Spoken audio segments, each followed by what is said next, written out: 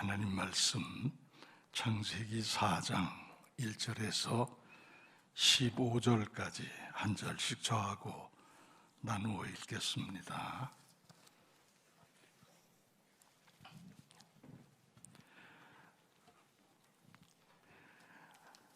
아담이 그의 아내 하와와 동침하매 하와가 임신하여 가인을 낳고 이르되 내가 여호와로 말미암아 등남하였다 하니라. 그가 또 가인의 아우 아벨을 낳았는데 아벨은 양치는 자였고 가인은 농사하는 자였더라. 세월이 지난 후에 가인은 땅의 소산으로 제물을 삼아 여호와께 드렸고 아벨은 자기도 양의 첫 새끼와 그 기름으로 드렸더니 여호와께서 아벨과 그의 제물은 받으셨으나 가인과 그의 제물은 받지 아니하신지라. 가인이 몹시 분하여 안색이 변하니 여호와께서 가인에게 이르시되 내가 분하여 함은 어찌 됨이며 안색이 변함은 어찌 됨이냐. 네가 선을 행하면 어찌 낯을 들지 못하겠느냐. 선을 행하지 아니하면 죄가 문에 엎드려 있느니라. 죄가 너를 원하니 너는 죄를 다스릴지니라.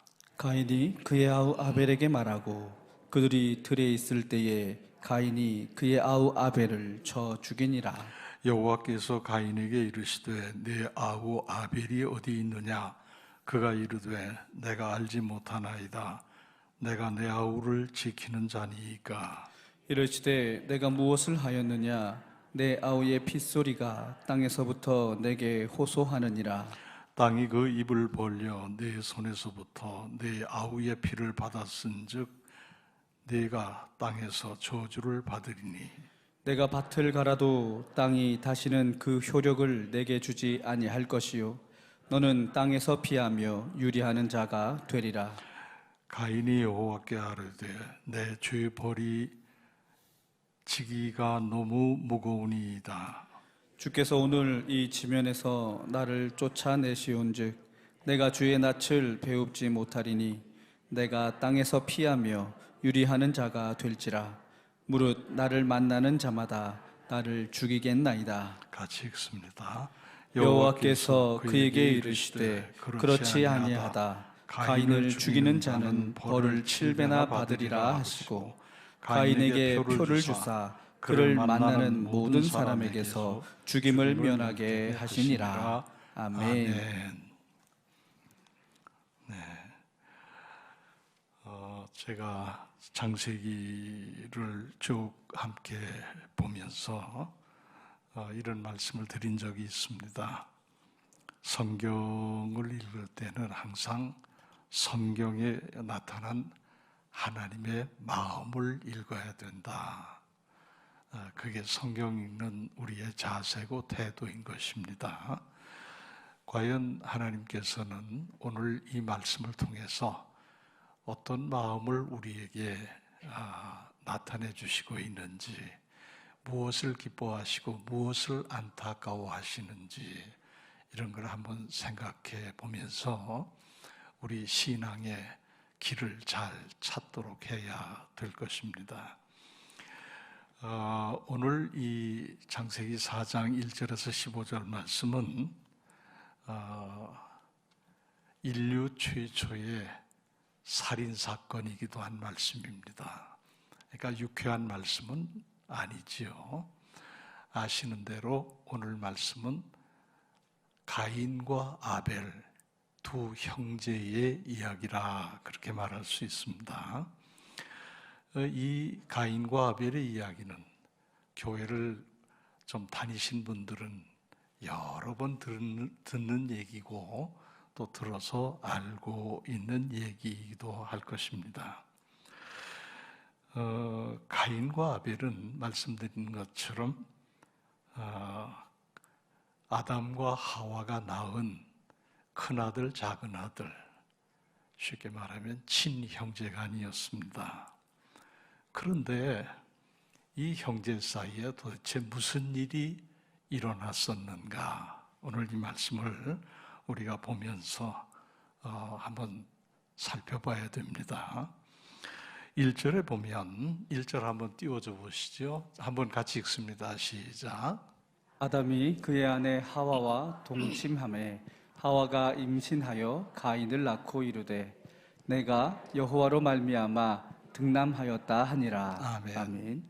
자, 아담이 하와는 그의 아내 하와와 동침해서 하와가 임신을 하게 되고 그래서 가인이라는 아들을 낳았다. 그런데 내가 여호와로 말미암아 등남하였다 하니라 그랬어요.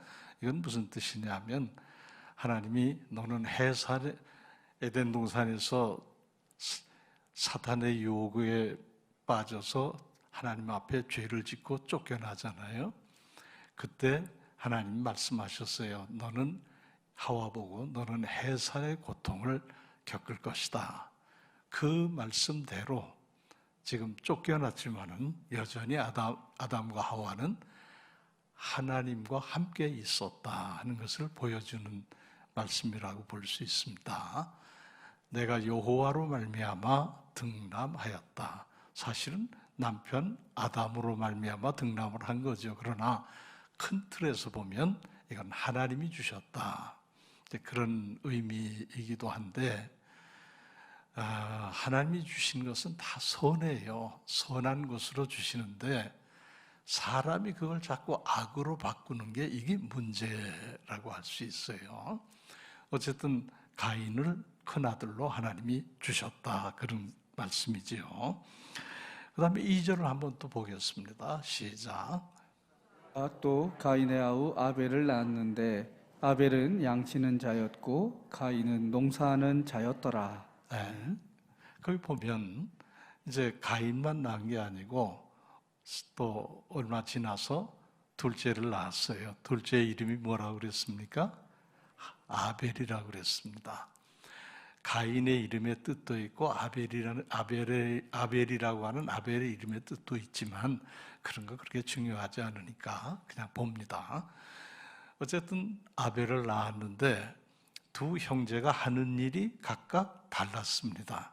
아벨은 양치는 자이었고 가인은 농사하는 자이었다. 그러니까 가인은 농사꾼이고 아벨은 목동이고 그랬었다. 그런 말이죠.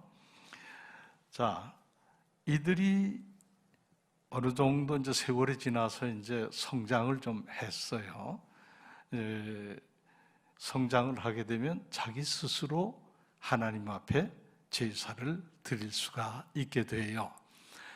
여기 제사라는 말을 성경에서 쓰고 있는데 우리는 제사하면 우리 돌아가신 조상들에게 우리가 뭐 차려놓고 절하는 것이 제사다 이런 인식이 딱 박혀 있어가지고 우상 숭배와 같은 개념으로 제사를 이해하고 있지요. 그런데 성경에서 말하는 하나님께 드리는 제사라는 것은 하나님을 섬기는 행위였다 하는 겁니다.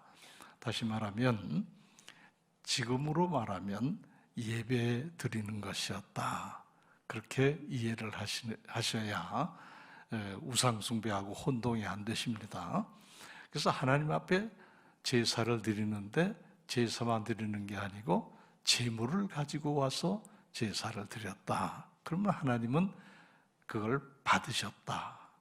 또는 안 받으셨다.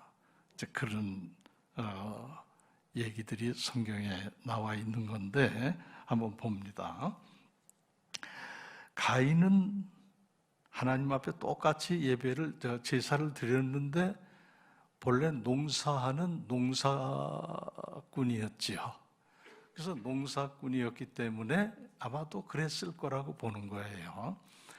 자기가 농사한 곡식을 가지고 와서 그것을 제물로 하나님 앞에 드리면서 제사를 드렸다. 거기 비해서 동생 아벨은 양치는 자이었기 때문에 자기가 치는 양들 중에 첫 새끼를 잡아가지고 와서 하나님 앞에 양과 그 기름으로 제물을 드려서 제사를 드렸다. 그런데 이제 문제가 생긴 겁니다. 가인은 뭐로 제사 드렸다고? 제물로 제사 드렸다고요? 곡식으로.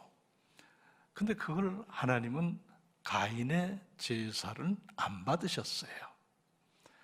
우리가 다 읽었습니다, 지금. 그런데 아벨에 드린 제사는 양의 첫 새끼, 양과 그 기름으로 제물 삼고 제사를 드렸는데 하나님은 아벨의 제사를 아주 기쁘게 받으셨다, 연락하셨다 하는 겁니다. 그러니까 이제 그걸 보고 있던 형 가인이 안색이 싹 변했어요. 그리고 속에서 분을 못 참을 정도로 분이 일어났어요. 그래서 하나님 앞에 제물과 제사 드리는 것을 통해서 하나님이 아벨 동생 것만 받으시는 것을 보면서 화가 났다, 분이 났다. 그래서 안색이 변했다 하는 게 가인의 모습이었습니다. 그래서 하나님께서 그 가인에게 물어보십니다. 가인아, 너 어째 화를 내니? 왜 화를 내면서 안색이 그렇게 싹 변했니? 하고 물으셔요. 그러면서 하나님이 이어서 말씀하시기를 네가 선을 행하면 어찌 낯을 들 수 없겠느냐. 지금 가인 안색이 싹 변해서 이 머리를 숙이고 있는 거죠. 불만이 가득해가지고 네가 선을 행했다면 그럴 이유가 없지 않느냐. 그러면서 주의를 하십니다. 너 그래서 그런 태도를 계속 가지고 있으면 죄가 엎드려서 너를 다스리려고 한다. 죄가 너를 넘어뜨리려고 한다. 그러니 죄에 당하지 말고 너는 그 죄를 네가 다스리도록 해야 된다. 그렇게 말씀을 하세요. 이게 조금 말이 어렵습니다만은 제가 설명하면 이런 얘기예요. 화나면 눈에 보이는 게 있습니까? 없습니까? 여러분, 화가 머리끝까지 치밀어 오르면 눈에 뵈는 게 있어요? 없어요? 눈에 뵈는 게 아무것도 없어요. 그러면 그때부터 죄 짓는 거예요. 마귀는 그때를 이용해서 무서운 죄를 짓게 만들어요. 하나님이 그 얘기 하시는 겁니다. 너는 죄에게 넘어가서 죄를 짓는 자리에 서지 말고 냉정하게 그 죄를 다스리는, 죄를 범하지 않도록 다스리는 그런 입장에 서야 된다. 그렇게 하나님께서 말씀을 하세요. 이제 그런 말씀을 들었는데 그러면 우리 같으면 어떻게 할까요? 하나님 감사합니다. 깨닫게 해주셔서 감사합니다. 죄에게 화가 머리끝까지 나서 눈 돌아가서 아무것도 안 보이는 그런 일이 없도록 절제하겠습니다.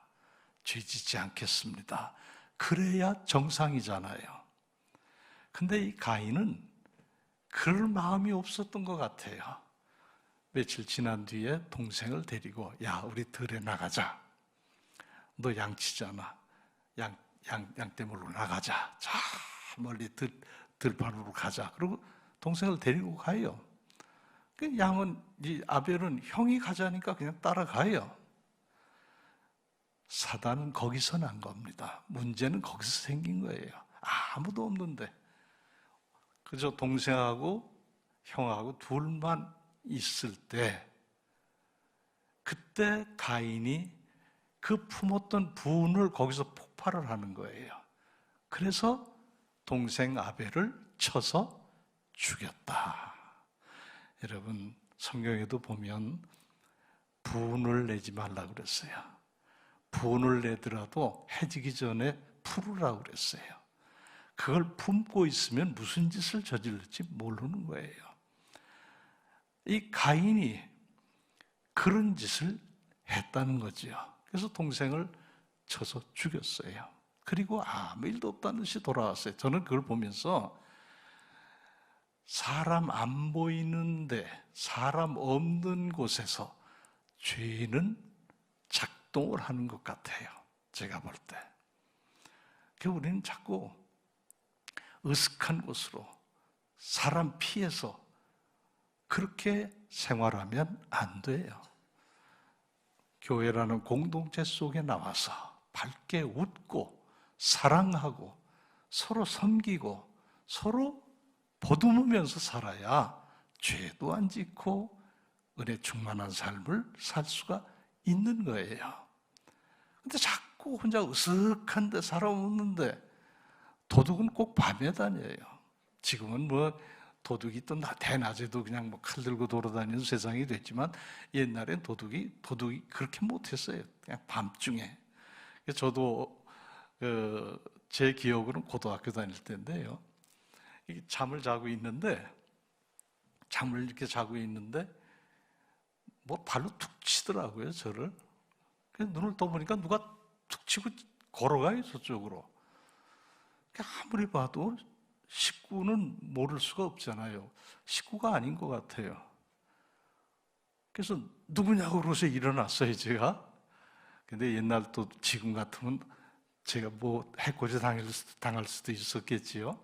근데 옛날엔 도둑이 도망을 갔어요. 그 소리를 듣고 후다닥 튀어가지고 그 뒷문 넘어가지고 단장 밖으로 막 도망을 가더라고요.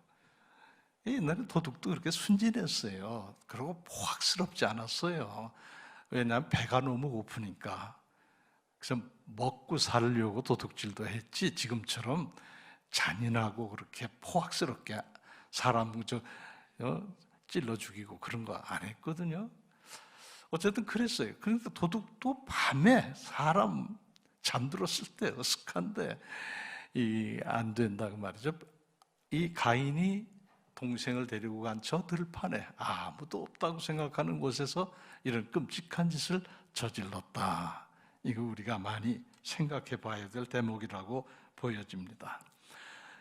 하나님께서 가인에게 물으십니다. 가인아, 아벨은 어디 갔니? 하고 물으세요. 그러니까 가인이 조금이라도 반성하는 기미가 있다면 하나님 잘못했습니다. 그리고 무릎을 꿇었어야 옳은 거잖아요. 근데 가인은 그렇지 않았어요. 내 동생 아벨이 어디 있니? 하고 하나님 물으시니까 아니 내가 동생 지키는 자입니까? 내가 동생이 어디 있는지 제가 어떻게 합니까? 내가 동생이나 지키고 있는 자입니까? 이러고 반박을 했어요. 근데 이런 모습을 오늘 지금 우리 가운데서도 많이 찾아볼 수 있어요. 그냥 제가 잘못했습니다. 아니면 무릎 꿇으면 될 일을 반박을 하고 그러잖아요. 그러니까 이제 난 모른다 그런 거지요. 가인이 저는 모르는 일입니다. 힘이 딱 됐어요. 그러니까 하나님께서 또 얘기하시잖아요. 가인아, 내 아우 아벨이 흘린 피가 땅이 그걸 입을 벌리고 받아들였다. 그 땅이 동생이 흘린 그 핏소리를 나에게 지금 들려주고 있구나. 그렇게 말씀하세요. 그러니까 하나님 앞에는 숨길 수 없는 거예요. 그렇죠? 지금 가인은 감쪽같이 하나님도 모르실 거라고 생각했지만 하나님은 모르시지 않아요. 땅이 아벨의 피를 받아서 그 핏소리를 나한테 전해주고 있구나. 이게 심상치 않은 아주 굉장한 말씀이지 않습니까? 아무도 모르는 것 같아도 하나님이 모르실 수가 없는 거죠. 그러면서 이제 땅이 너한테 아무것도 주지 않을 거야. 소산도, 메말라서 소산도 내주지 않을 것이고, 너는 이제 지금부터 외톨이가 돼가지고 땅 위에 방랑자가 될 것이다. 외톨이, 방랑자로 살 것이다. 하나님이 그 말씀을 듣고 가인이 겁이 났어요. 두려웠어요. 하나님, 그러면 제가 다니다가 사람들 만나면 사람들이 저를 죽이려고 할 텐데, 자기는 죽고 싶지 않은 거예요. 동생은 죽였어도. 참 인간이 참 묘한 거예요. 저 어떻게 하면 좋겠습니까? 무섭습니다. 이제 그런 내용이에요. 그러니까 하나님께서 누가 너를 죽이려고 하면, 죽인다면 그는 벌을 7배나 더 받을 것이다. 걱정하지 말아라. 그러면서 표를 하나 주세요. 이 표를 가지고 다니면, 이 표만 내밀면 사람들이 너를 해치지 못할 것이다. 여기까지가 이제 우리가 읽은 말씀 내용이에요. 근데 우리가 의문점이 많아요. 의문점이 많은데 거의 다 제가 같이 나누면 굉장히 시간이 많이 갈 거기 때문에 제가 이렇게 나눠서 생각을 해보려고 그래요. 오늘 이 말씀이 우리에게 주시는 것은 2가지 아니면 3가지예요. 뭐냐 하면 제일 중요한 건 하나님과의 관계를 말씀하고 있는 거예요. 그 다음에 2번째는 죄라는 게 뭐냐, 죄에 대한 말씀이에요. 3번째는 형제간에 대한 그런 말씀이에요. 자, 그러면 하나님과의 관계를 한번 먼저 보겠습니다. 하나님은 왜 아벨의 제사는 받으시고 가인의 제사는 받지 않으셨는가? 이 문제를 먼저 생각해 봐야 돼요. 하나님께서 가인의 제사도 잘했어, 좋아, 그러고 받으시고, 아벨의 제사도 어이구 잘했어, 그러고 받으시고, 그랬으면 아무 문제가 없을 텐데, 하나님은 왜 가인의 제사는 물리치시고 안 받으시고 아벨의 제사는 기쁘게 기꺼이 받으셨는가? 이제 이 생각을 좀 많이 해봐야 될 대목이잖아요. 가인의, 사람들이 그렇게 해석도 해요. 가인의 제사는 피의 제사가 아니었기 때문에 하나님이 안 받으셨다.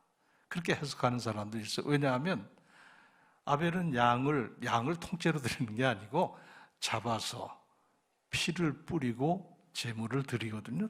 태우든지 해서 피의 제사라고 보는 거예요. 근데 가인은 곡식으로 제물을 삼아서 제사를 드렸기 때문에 피의 제사가 아니라 하나님이 가인의 제사는 안 받았다. 과연 그런가? 이거 하나 생각해 봐야 되고요. 또 한쪽으로서는 이렇게 보는 경우도 있어요. 가인의 제사는 정성이 없었다. 온 정성을 다해서 제사를 드려야 되는데 정성이 부족했다는 거죠. 그럼 정말 그런가? 이것도 한번 생각해 봐야 돼요. 그 다음에 아벨은 양치는 자이기 때문에 양의 첫 새끼와 그 기름을 들여서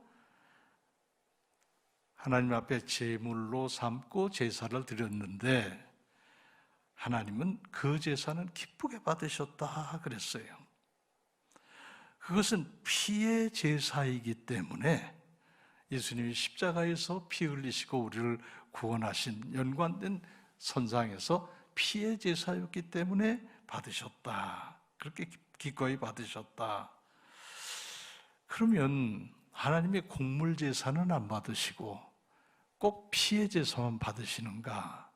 성경을 제가 이렇게 저렇게 봐도 그건 아닌 것 같아요. 자, 구약 레위기서에 보면 5대 제사가 나옵니다. 하나님 앞에 드리는 5대 제사. 번제가 있지요, 소제가 있지요, 화목제가 있지요, 속죄제가 있지요, 속건제가 있어요. 아주 오래전에, 십몇 년 전에 제가 레위기 강해를 한번 여러분에게 한 적이 있는데 그때 그 다 말씀을 드린 것인데 어쨌든 그래요. 그런데 이 5가지 5대 제사, 5가지 하나님께 드리는 제사의 제물이 번제, 화목제, 속죄제, 속건제, 이 4 제사는 다 짐승의 피와 관련이 있어요. 짐승을 잡아서 피를 뿌리고 태우고 제물 삼아서 제사를 드렸어요. 근데 그 중에 하나, 소제라는 제사는 짐승의 피하고는 아무 상관이 없어요. 곡물로, 곡식으로 드리는 제사였습니다. 레위기 2장을 여러분이 시간 되시면 이제 쭉 한번 보세요. 그렇게 되어 있는데, 그렇다면 곡물 제사를 안 받으신 게 아니에요. 5대 제사 가운데 하나가 곡식으로 드리는 제사가 들어있거든요. 그러면 가인은 피의 제사를 드리지 않았기 때문에 안 받으셨다? 그건 말이 안 되죠. 곡식으로 드렸으니까요. 그래서 그건 안 맞는 얘기다 이렇게 봐지고요. 그 다음에 아벨은 양을 잡아서 양의 피를 뿌리고 양의 피와 더불어서 그 기름으로 제사를 드려서 하나님이 기쁘게 받으셨다고 했는데, 이사야 1장 11절 12절을 한번 보시면 우리가 조금 생각을 더 달리 해야 돼요. 한번 읽어보겠습니다. 시작. 여호와께서 말씀하시되 너희의 무수한 재물이 내게 무엇이 유익하뇨? 나는 순양의 번제와 살찐 짐승의 기름에 배불렀고 나는 숫송아지와 어린 양이나 숫염소의 피를 기뻐하지 아니하노라.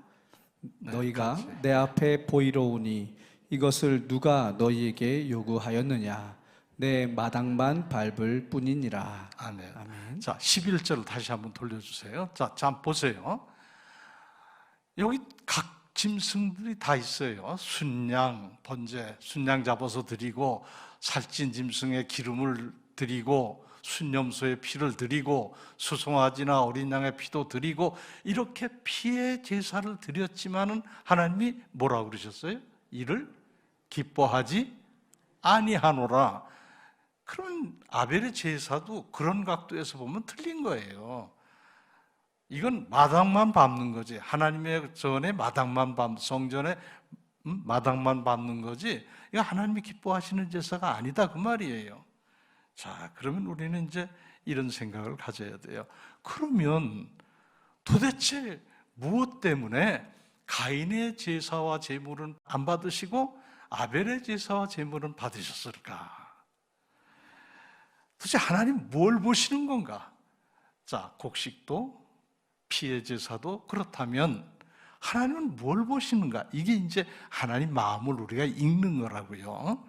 자, 사무엘상 16장 7절을 한번 읽겠습니다. 시작.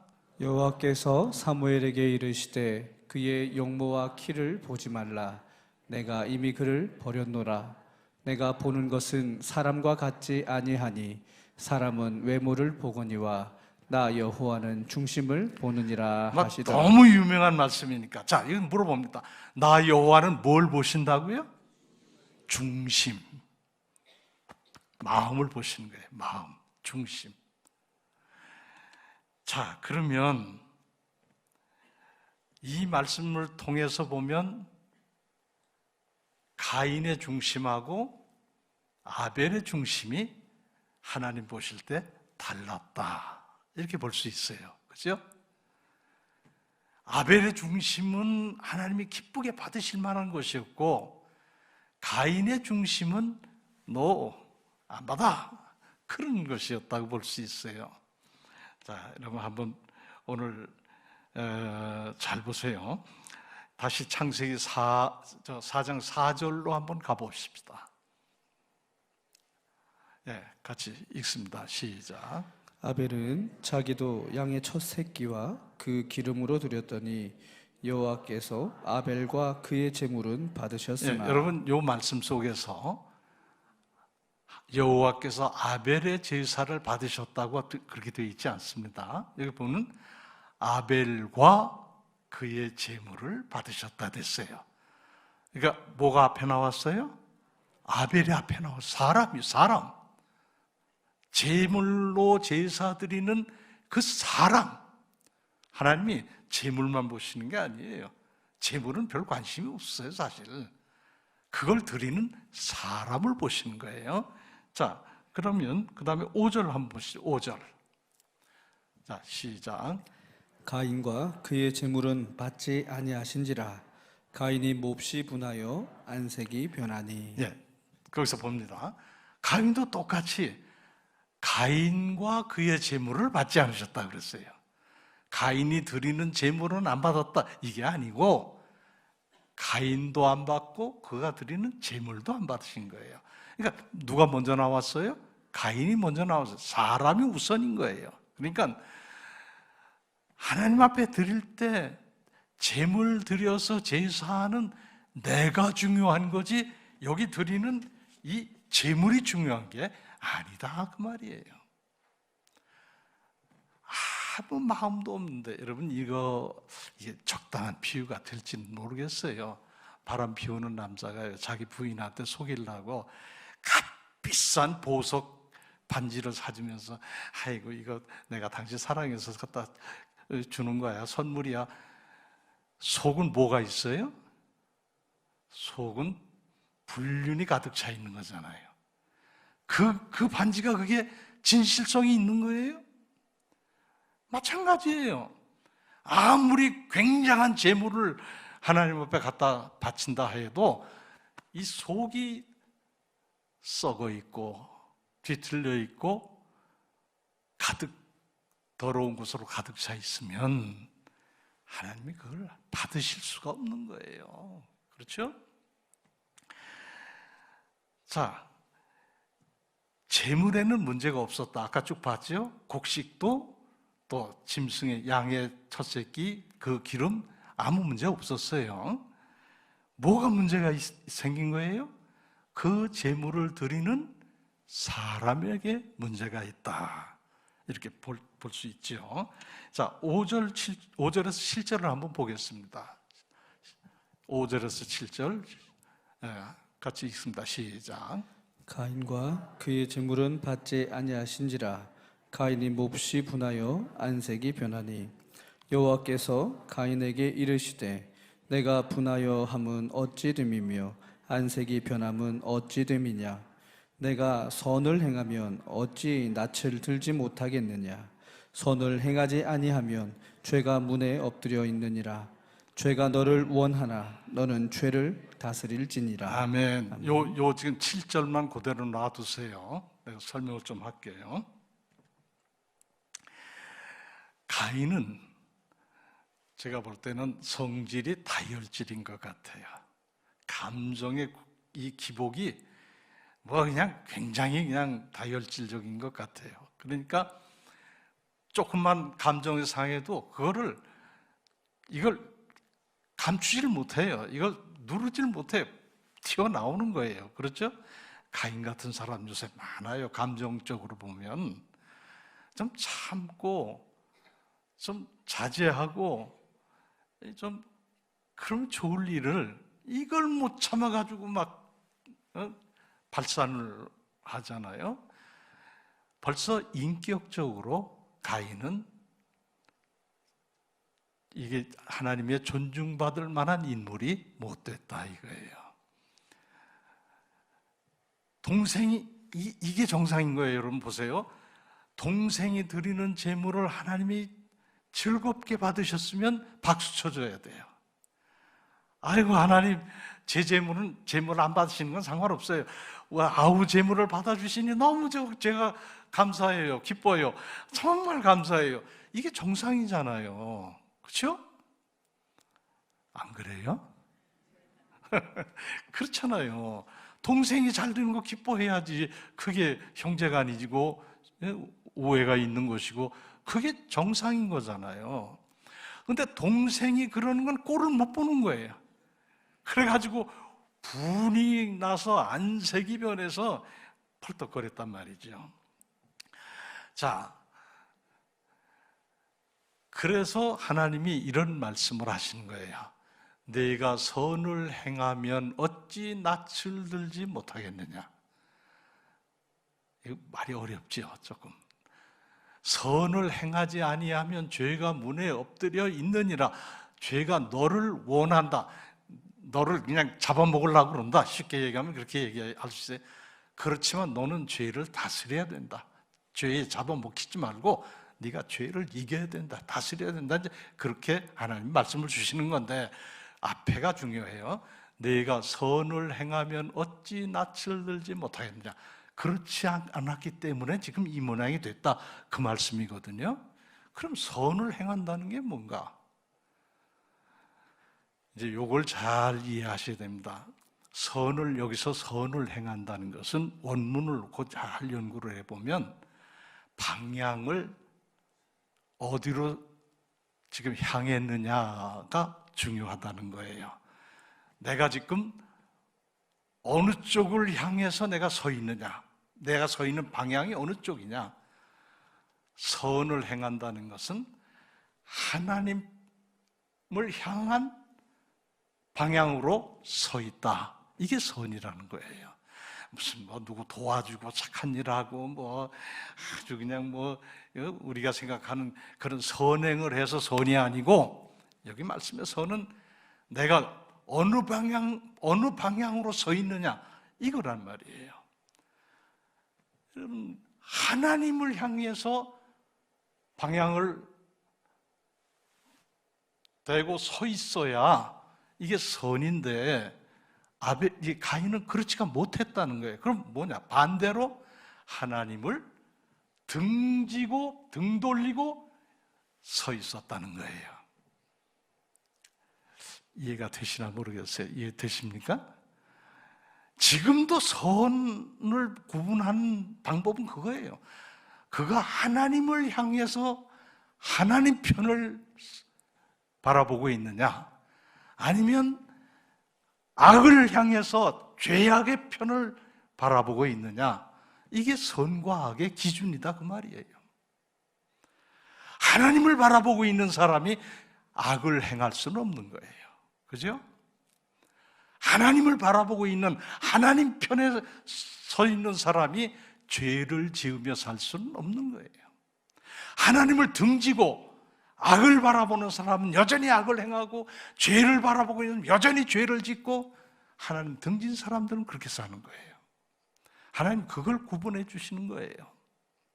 여러분, 이제 하나님 마음을 이해하시겠습니까? 이게 하나님 마음이에요. 그래서 믿는다는 건 하나님 편에 서는 것이고, 하나님을 향해서 서 있는 것이 믿는 것이다. 안 믿는 건 뭐냐? 악을 향해서 서 있고, 세상을 향해서 서 있고, 죄를 향해서 서 있고, 제멋대로 가는 게 이게 안 믿는 거다 이게요. 그래서 여기 보면 선을 행하지 아니하면, 다시 말하면 하나님을 등지고 악을 향해서 서 있으면 죄가 문에 엎드려져 있다. 문에 엎드려졌다는 표현은 이게 무슨 뜻이냐면 사자가 공격하려고 웅크리고 있다 그런 뜻이에요. 사자가 지금 웅크리고 있다가 기회만 되면 달려들어서 확 낚아채고 잡아먹겠다는 거예요. 죄가 그렇게 지금 네 앞에 있다는 거예요. 왜? 하나님을 등지고 서 있으니까. 그래서 하나님은 너는 죄를 다스려야 한다. 이게 네가 살 길이다 이거예요. 오늘 우리에게도 명확한 메시지가 와 닿지요? 우리에게도 이 메시지가 명확하게 닿습니다. 자, 히브리서 11장 4절을 한번 읽어보겠습니다. 시작. 믿음으로 아벨은 가인보다 더 나은 제사를 하나님께 드림으로 의로운 자라 하시는 증거를 얻었으니 하나님이 그 예물에 대하여 증언하심이라. 그가 죽었으나 그 믿음으로써 지금도 말하느니라. 아멘. 지금도 말하고 있어요. 아벨이 뭐로? 믿음으로. 믿음은 이런 것이다. 하나님을 등지는 게 아니라 하나님을 향해서 서 있는 게 믿음이고, 하나님을 따라가는 게 믿음이다. 하나님 편에 서 있는 게 믿음이다. 이걸 아벨이 지금도 우리에게 증언하고 있다. 아멘. 자, 요한일서 3장 12절을 또 보겠습니다. 시작. 가인같이 하지 말라. 그는 악한 자에게 속하여 그 아우를 죽였으니 어떤 이유로 죽였느냐? 자기의 행위는 악하고 그의 아우의 행위는 의로움이라. 아멘. 가인과 아벨의 결론을 이렇게 명확하게 요한일서 3장 12절이 말씀해요. 가인과 같이 하지 말라는 겁니다, 여러분. 이 말씀을 우리가 기억해야 돼요. 이게 하나님 마음이에요. 제발 가인처럼 하지 마라. 알아들으십니까? 제발 가인처럼 하지 말아라. 가인은 악한 자에게 속해서 하나님 등지고 악을 쳐다보고 악의 편에 서 있어서 아우를 결국 죽이고 말지 않느냐. 하나님 등지지 마라. 그리고 아벨은 행위가 의로웠다. 가인은 악했지만 아벨은 행위가 의로웠다 그랬어요. 왜? 믿음을 가지고 하나님 편에 서 있었기 때문에, 하나님을 바라보고 서 있었기 때문에 아벨은 그 행위가 의로웠다. 자, 그래서 이제 결론이 다 났습니다. 죄는 하나님을 등지고 하나님께 등 돌리고 가는 길이 죄의 길이다. 의는 하나님을 향하여 다가가고 하나님 편에 서고 하나님을 향해 서 있는 게 의다. 여러분, 그래서 하나님은 우리에게 말씀하세요. 순종이 제사보다 낫다. 우리 순종해야 돼요. 사무엘상 15장 22절입니다. 시작.